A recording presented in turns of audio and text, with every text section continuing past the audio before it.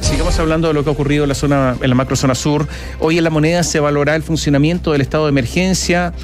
Fíjense, se acaba de implementar hace algunos días y ya se está evaluando el funcionamiento del estado de emergencia. ¿Y qué es lo que se está evaluando? Su eventual ampliación. Lo han solicitado así partidos de la oposición, por cierto, pero también sectores del oficialismo, ya lo conversábamos hace algunos minutos. Discrepan de aumentar la cobertura y de prorrogar la situación de emergencia algunos. En Aprodignidad, eso sí, y en Socialismo Democrático hay consenso en apoyar las medidas que adopte el Ejecutivo. En la previa, la ministra del Interior, Isquia Siches, defendió la aplicación acotada del estado de excepción y aquí vemos como una vez más, diferencia, ¿no? El subsecretario, o sea, su subalterno dice, vamos a evaluar la ampliación del estado de emergencia, mientras que Isquia Siches defiende este estado de emergencia acotado. María José de la Barra, muy buenos días. Hola María José. Hola, muy buenos días. Como ustedes lo comentaban, el asesinato de Segundo Catriel Neculqueo, transcurrida solo una semana desde que el gobierno decretara el estado de excepción acotado, volvió a poner en jaque al Ejecutivo. Las críticas apuntan tanto de oficialismo como de oposiciones a la implementación acotada de esta situación de emergencia y solicitan a que se aumente. Específicamente, esto lo solicitan en Chile Vamos, los llamados a aplicar mano dura en la zona, que sean bastante más duros con las implementaciones de las medidas de seguridad. La ministra del Interior, frente a esta solicitud de ampliar el estado de excepción, defendió la aplicación del estado de excepción acotado y sostuvo que la medida está en constante evaluación. El estado de excepción constitucional es un instrumento que está en la Constitución y nosotros lo hemos desplegado de la manera que nos parece más táctica y estratégica. La evolución y evaluación es continua, pero no va a lograr resolver los problemas de fondo. Nuestro gobierno, el primer día, trajo activamente el tema de la Araucanía al centro de la gestión de nuestro gobierno. La evaluación se va a realizar hoy acá en el Palacio de la Moneda, donde se van a reunir las autoridades del Ministerio de Interior y Ministerio de Defensa, junto con también autoridades de las Fuerzas Armadas y de Orden. ¿Quiénes han llegado aquí hasta el momento? Se vio que llegó Guillermo Paiva, jefe del Estado Mayor Conjunto de la Defensa, también distintos generales de Carabineros. Vimos llegar al subsecretario del Interior, Manuel Monsalve, también Maya Fernández, y estamos a la espera también de que llegue la ministra del Interior, Isquia Siches. Justamente esta primera evaluación se va a realizar hoy. Y según subrayó ayer la jefa de gabinete Isquia Siches, la del estado de excepción acotado, es una medida que es complementaria a este trabajo que están realizando las policías en la zona y también al plan Buen Vivir que ha implementado o que está desarrollando el Ejecutivo para darle una solución a la situación en la denominada macrozona sur. A nivel de partidos, se apuntó directamente a La Moneda. ¿Quién lo hizo? El senador de la Democracia Cristiana, Francisco Huenchumilla, quien representa a la región de la Araucanía y fue en la zona. El legislador indicó que ya no valen los interlocutores regionales y que el gobierno central es el que debe hacerse cargo del problema. Este conflicto está hoy día instalado en La Moneda. El gran acuerdo tiene que ser con las forestales y tiene que haber un diálogo sin miedo con los actores involucrados. Se requiere, como digo, una acción política de parte del gobierno y en este caso del gobierno central, porque vuelvo a repetir que ya está instalado en La Moneda. En la derecha profundizaron las críticas, especialmente luego de que el Tribunal de Garantía de Temuco declarara admisible una querella presentada por parlamentarios de Renovación Nacional en contra del líder de la coordinadora Arauco Mayeco, Héctor Yaitul. El presidente de dicha colectividad, el senador Francisco Chaguán, sostuvo que esto es una muestra de que el gobierno no está cumpliendo con su mandato. Y un poco más a la derecha, en el Partido Republicano, el diputado José Mesa insistió en la necesidad de acusar constitucionalmente a la ministra Siches, idea que ya fue desechada en un inicio por Chile Vamos, pero ayer se mostraron algunos legisladores en reflexión de poder aprobarla. Presidente, ya le hicimos la pega. No siga avalando la impunidad en la macrozona sur. Ninguno sobra, necesitamos el apoyo de todos los diputados, de izquierda, de derecha y de centro, para sacar adelante esta acusación y lograr de una vez por todas que desde el gobierno y desde el Ministerio del Interior se tomen las medidas que correspondan. En el oficialismo, por cierto, están evaluando esta eventual ampliación del estado de excepción de emergencia acotado. En el Partido por la Democracia, según afirmó la presidenta de dicha colectividad, Natalia Piergentili, tienen la idea de que el gobierno utilice todas las herramientas y en esa línea están, por cierto, conversando con su bancada para ver si es que aprueban o rechazan esta idea de ampliar el estado de excepción. Ayer conversé con la mayoría de los parlamentarios para recabar de ellos cuál es la opinión sobre lo que está sucediendo en la Araucanía y, por cierto, cuál es la impresión que tienen desde sus regiones. Y la verdad es que, a pesar de que todavía no tenemos una opinión institucional, la mayor cantidad de ellos plantea que el Estado tiene que usar todas las herramientas disponibles para restablecer el Estado de Derecho. Lo mismo planteó el presidente del Partido Socialista, Andrés Santander, que fue claro en señalar que el Ejecutivo cuenta con el apoyo de la colectividad en caso de que desee modificar esta herramienta que permite el despliegue de militares en la zona. El gobierno puede contar con todo nuestro apoyo y respaldo para hacer uso de las distintas herramientas e instrumentos que faculta la actual legislación vigente para proteger a la familia, a las comunidades de cualquier acto que atente contra la seguridad de las personas.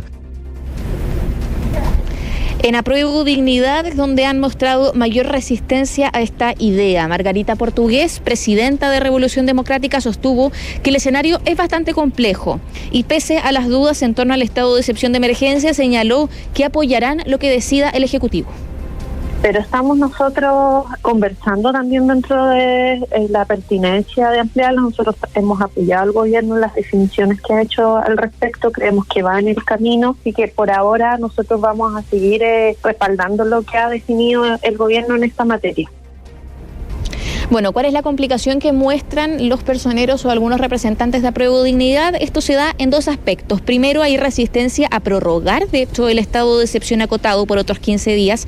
Y, por cierto, también hay resistencia a ampliar la medida, lo que genera bastante presión para que la moneda tome una decisión. Y ya, como les comentaba hace unos minutos atrás, están en este momento a puertas de iniciar una reunión en la cual se va a evaluar ya la implementación del estado de excepción acotado en esta primera semana y eventualmente se podrían tomar algunas modificaciones. Tomás Catherine. A ver, pero ayer hubo un indicio de evaluación con Manuel Monsalve. Dijo, el estado de excepción contribuye a que disminuyan los actos de violencia. O sea, la primera evaluación ya se hizo ayer y públicamente. Hoy día no podrían desmentir eso, me imagino. Exacto. Lo que hoy día se estaría en discusión sería la eventual ampliación del estado de excepción, es decir, que ya las Fuerzas Armadas no solamente puedan estar desplegadas en las rutas y caminos, sino que también puedan ingresar de lleno a las comunidades. Un estado de excepción más parecido al que implementó el expresidente Sebastián Piñera es lo que están solicitando algunos personeros del oficialismo, también de la oposición, por cierto, y que al parecer se estaría evaluando en el... Muchas gracias, María José. Muy buenos días. Gracias, María José. A ver, algunos temas siempre en materia política. Mira, hoy día hay una entrevista de Vlado Mirosevic, diputado del Partido Liberal. Recordemos que él formó parte del Frente Amplio, después se fue del Frente Amplio, pero está en el gobierno.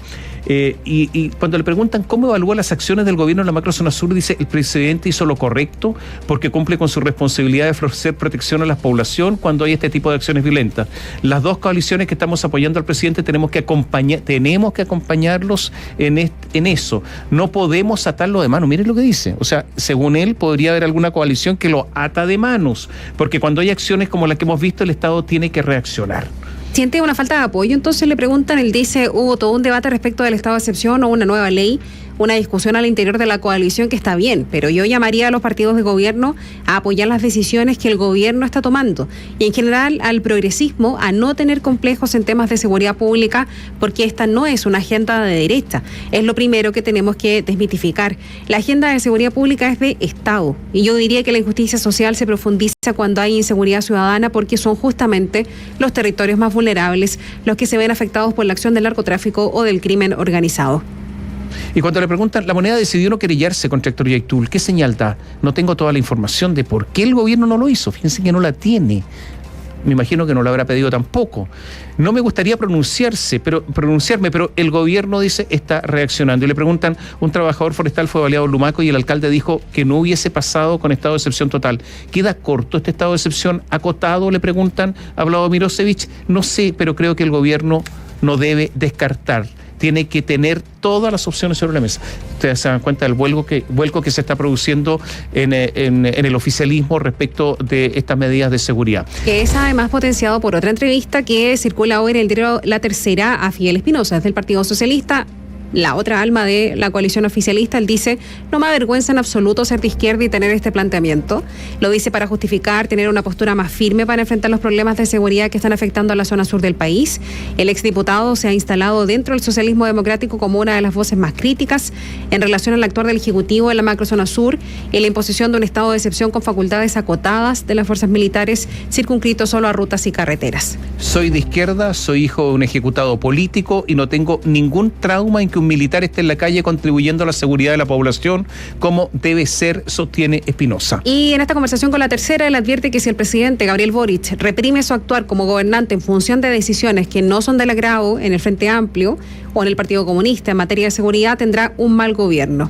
Y le preguntan entonces, tras la muerte de Segundo Catril, usted fue una de las primeras voces en salir a solicitar al gobierno la ampliación del estado de excepción acotado. ¿Cómo evalúa la administración del conflicto por parte del Ejecutivo? Dice: siempre he sido bastante categórico en el planteamiento. Un gobierno independiente de su color político no puede tener dobles lecturas y actuar a medias tintas en estos temas. Lo que tiene que hacer es establecer un estado de excepción, utilizando todas las facultades, dejando de lado y atrás los traumas del pasado. No podemos esperar a tener más víctimas en Chile porque no se están adoptando todas las medidas necesarias para desarticular a estos grupos armados que han infundido temor en la población. Y ahí está: soy de izquierda, soy hijo de un ejecutado político, no tengo ningún trauma en que un militar esté en la calle contribuyendo a la seguridad de la población como debe ser y como debió haber sido desde el primer día en el gobierno del presidente Boric. Otra pregunta a Fidel Espinosa, el senador socialista: ¿ha visto vacilación en las decisiones que adopta la ministra del Interior o el subsecretario Monsalve respecto del tema? Responde el senador Espinosa: esto partió mal, cuando a horas de asumir el gobierno se comete el primer hecho que todo el país conoció, la fallida visita que no fue articulada como debió haber sido. Han sido más de 8 semanas con muchos errores en el tema. Algunos ministros han hablado de presos políticos, de conciencia. Más allá del rol que ha jugado la ministra o el propio subsecretario, quien ha tenido una actitud bastante diligente en la materia, lo que importa es que el gobierno actúe en bloque, que no haya dobles lecturas entre los mismos ministros. Cuando hay delincuencia, el gobierno tiene que actuar con mano dura, porque eso no es de derecha ni de izquierda, esto es delincuentes que quieren infundir temor en la población.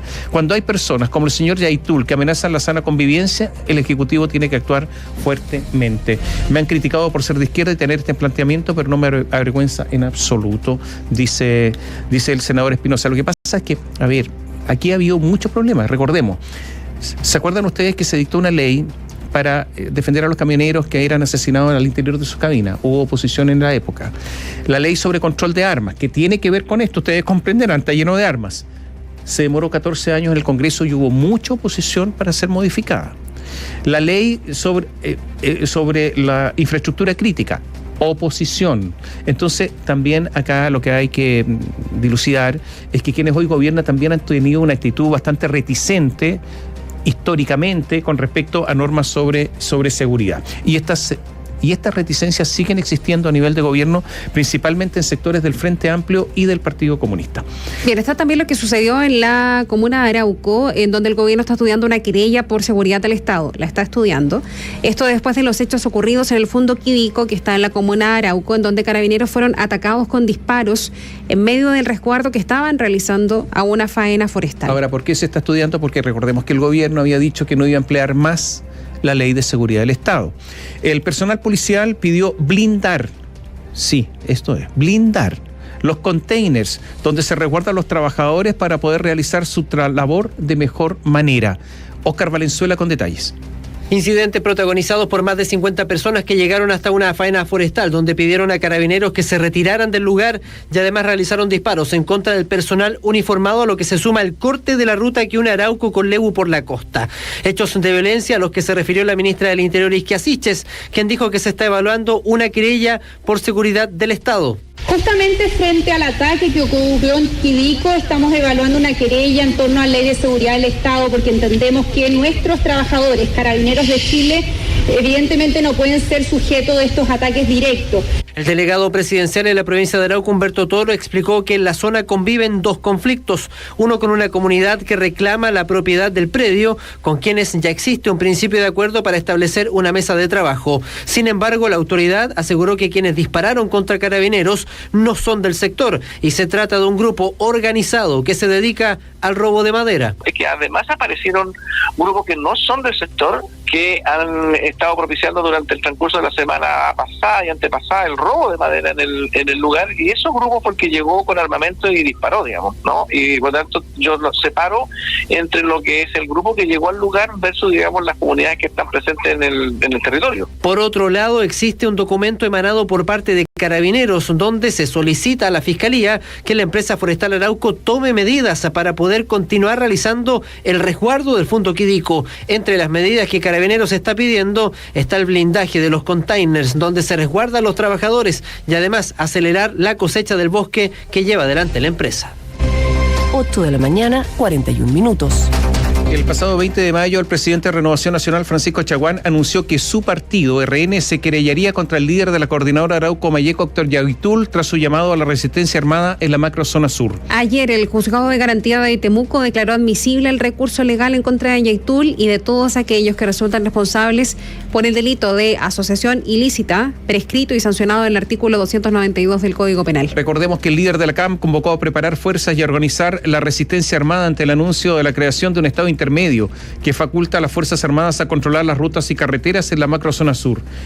La idea, que fue desechada finalmente por la Moneda, que optó por decretar un estado de excepción constitucional por 15 días, pero focalizado en las carreteras y rutas de la región de la Araucanía y las provincias del Biobío y Arauco en la región del Biobío, y que entró en vigencia, recordemos, el día martes. Y después de eso, el gobierno de Gabriel Boric decidió no querellarse, puesto que, según dijo, nuestro gobierno no persigue ideas ni declaraciones.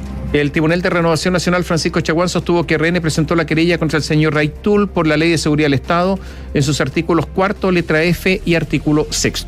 Bien, ya está la información respecto de un detenido que tenía un fusil para casa mayor que correspondería al usado en el homicidio del inspector de la Policía de Investigaciones, Luis Morales Balcázar. Un hecho ocurrido en enero del año 2021 en la zona rural de la comuna de Ercilla y que fue incautado en el domicilio de esta persona presunta autora del mortal disparo. Este hombre quedó en prisión preventiva investigado por 6 delitos que habría cometido en al menos 4 hechos investigados por la Fiscalía de Alta Complejidad del Ministerio Público. Tenemos todos los detalles con Carlos Martínez.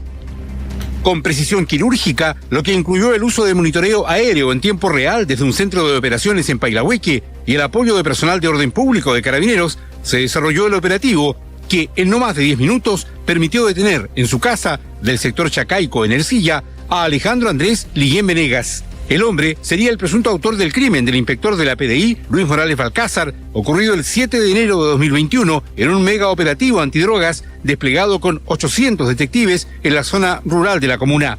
El fiscal regional del Ministerio Público, Roberto Garrido, confirmó que en el domicilio del hombre fue encontrado un fusil que dispara munición de grueso calibre. En el mismo lugar se logró también recuperar armamento que estaba adaptado para disparar una munición calibre 7.62 y que se encontraba también dotado de una mira telescópica.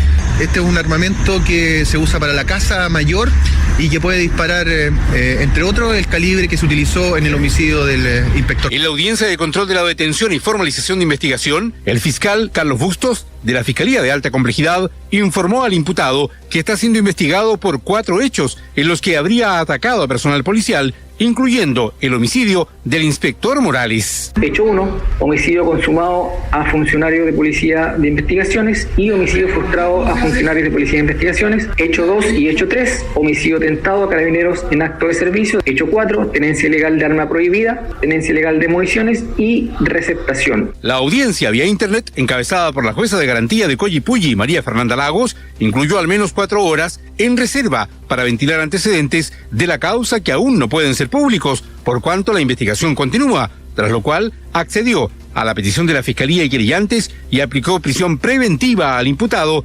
autorizando 3 meses de plazo para el cierre de la investigación, derivándolo en primera instancia a un complejo penitenciario en Concepción. En la Araucanía, Biobío, la radio. Cuando el 25 de febrero de 2021 la Fiscalía de la Araucanía ordenó a la Policía de Investigaciones que volviera a presentarse en la comunidad de Temucuicui, se rumoreó que la intención era volver a incautar marihuana, tal como lo hicieron el 7 de enero de ese año, cuando en medio de un masivo allanamiento fue asesinado este inspector Luis Morales Balcázar. Sin embargo, en privado, los investigadores deslizaban otra idea, la de realizar una indagatoria a largo plazo para dar con el autor de este crimen. Y así resultó. Ante la presencia policial que podían apreciar, los celulares de los habitantes del sector comenzaron a activarse y las antenas que rastreaban las conversaciones recibieron cientos de llamados por minuto. Una de ellas terminó siendo clave. La mayoría de estos llamados, telefonazos, iban dirigidos en modo de alerta a el chino, Alejandro Liguen Venegas, de 24 años, vecino del sector de la comunidad mapuche de Chacaico, ubicado a pocos metros de Temucuicui. Él fue detenido durante la madrugada de ayer, sindicado como el autor material del disparo que terminó con la vida del policía. De esta manera, el Ministerio Público y la Policía de Investigaciones comenzaron a dibujar el panorama y a acotar cada vez más la investigación de uno de los más de 1.700 eventos de violencia rural que se registraron en 2021 en esa zona. Las pesquisas comenzaron a orientarse a los llamados de Liguen y su entorno, donde también figura su pareja, Paulina Huenchuyán Queipul, hija del huerquén Jorge Huenchuyán, comunero mapuche que se encuentra prófugo de la justicia en el marco de una indagatoria por narcotráfico. Los policías entonces fueron reconstruyendo la historia hasta que llegaron a la munición del fusil que mató al detective. Esta habría salido, lo contaba recién Carlos Martínez, de un arma de guerra que coincidía con una que el imputado adquirió en octubre del año 2020. Eso fue ratificado por funcionarios de la Brigada Antinarcóticos de Angol, quienes detectaron que la persona que se la había vendido había sido condenada por el delito de tráfico de drogas y armas en Temuco. El origen de este fusil también fue trazado por los peritos. El arma de propiedad de Liguen, según antecedentes que levantó la Fiscalía y la Policía de Investigaciones, fue sustraída en Pitrufquén el 24 de septiembre de 2020 e inscrito a nombre de un particular que dijo que usaba el arma para la caza. Además, mediante órdenes solicitadas a la justicia, se logró intervenir el Facebook del imputado, quien, a través del chat de Facebook, contactó a un tercero para comprar las municiones que usaría para lo que llamó su trabajo de protección a la comunidad Temucuicui. Ese era su principal rol, dicen fuentes del caso, y también queda en evidencia en la carpeta investigativa de la causa, porque se le vincula con otros 3 ataques a la policía en el sector, entre el 4 de noviembre de 2021 y el 27 de enero de 2022. El diario La Tercera cuenta que el miércoles 1 de septiembre del año pasado fue detenido en Ercilla el cabo de Gendarmería Juan Concha Sepúlveda. Este uniformado fue imputado por el delito de tráfico de armas junto a Raúl Esparza Veloso, quedando ambos en prisión preventiva. Se les sorprendió con 1.900 cartuchos calibre 308. Este dato de esta munición resulta clave para la investigación del Ministerio Público porque es el mismo calibre de la bala que mató al detective Morales y que coincide con los que disparó el fusil del comunero que ayer iba a ser y que fue imputado por su asesinato. Con esta investigación ya formalizada, los fiscales lograron acceder a una información que sería determinante para este otro caso. En ese contexto es que se estableció mediante pruebas que el imputado Esparza dotaba de municiones a Liguen y a otros sujetos de la comunidad Chacaico, y para ello las obtenía de un tercer imputado que resultó ser justamente el gendarme Concha. Entonces, según los antecedentes que maneja hasta ahora el Ministerio Público y la Policía de Investigaciones, Esparza en varias oportunidades tomó contacto con Liguen, el chino, quien le solicitaba municiones de calibre 308. La Policía de Investigaciones comenzó entonces a configurar un mapa de las actividades del imputado y el rol que jugaba en estas comunidades. Se le perfiló como parte de un grupo armado que hacía labores de protección.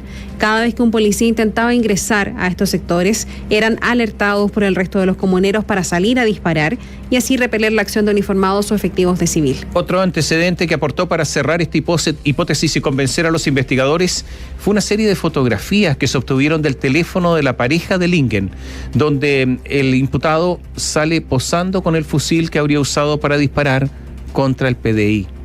Allí se le ve apuntando, encapuchado y con un visor especial que tenía el arma en su parte superior. Esta fue incautada en su hogar tras ser detenido y será una prueba clave para vincularlo al crimen y así solicitar su prisión preventiva. El cerco al grupo familiar del sospechoso también fue una de las diligencias que marcaría su detención. Se intervinieron los teléfonos de su pareja, también el de su mamá, que también vive ahí en la comunidad, resultando ser una pieza fundamental. A través de nuestra plataforma audiovisual biobiotv.cl mostramos en estos instantes el fusil con mira telescópica para disparar a larga distancia. El 7 de marzo de 2021, días después del reconocimiento intencional realizado por la Policía de Investigaciones en el sitio del suceso, Marcela Isla, mamá del imputado, realizó una llamada a una tercera persona a quien le comenta que en el exterior de su domicilio, a 100 metros de donde realizó el ataque al policía, había un incendio y que este tenía como objeto borrar evidencia. Para los investigadores este incendio es relevante porque una vez que Alejandro Liguen y su grupo familiar se enteraron de las labores de pericia en el sector donde falleció el funcionario de la PDI, a los pocos días se habría generado esta quema con el propósito de borrar evidencia.